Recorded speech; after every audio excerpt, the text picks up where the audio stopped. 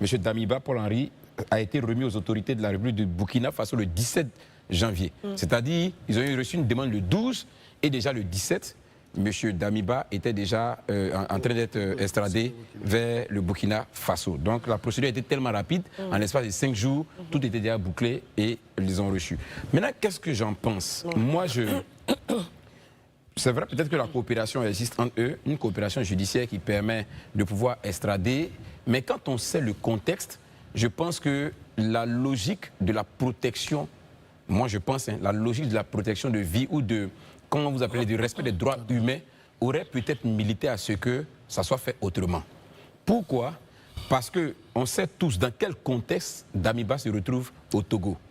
C'est après, justement, un putsch de la part un coup d'État de la part du président Ibrahim Traoré qui est là. Et on sait, nous tous, les quelques 72 heures qui ont été des 72 heures assez, je dis, intenses, ou bien denses même, pendant lesquelles il y a eu des négociations, il y avait même des menaces même d'affrontement et tout ça, et il est parti. On sait que ils ne se sont pas séparés en odeur de sainteté. Donc il y avait déjà cette tension qui existait.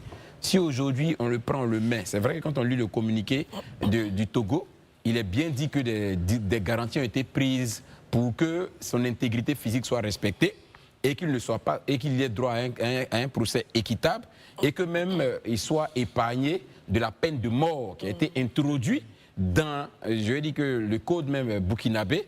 Et bien évidemment, pourquoi ça a été introduit? Pour punir ceux qu'ils ont qualifiés de traîtres et de personnes qui attentent à l'autorité de l'État, alors que les chefs d'accusation reprochés à Damiba s'inscrivent dans ce sens. Quelle garantie donc on a pour l'extrait de la peine de mort, si tant est que ce qui est réservé comme sanction à ceux qui sont coupables de traîtrise ou bien qui sont coupables de délits tels que mentionnés, c'est la peine de mort. Donc il y a vraiment un ensemble d'éléments qui, pour moi, auraient dû militer au fait qu'on ne le remette pas aux autorités comme ça, ou que ça fasse peut-être l'objet même, je vais dire, d'une discussion, peut-être même au sein même de la CEDEAO, au sein de l'organisation, qu'on en discute. Parce que l'idée derrière... Très bien, Élisée. Oui, j'ai terminé dessus. L'idée derrière, c'est d'éviter d'envenimer un certain nombre de situations au Burkina Faso.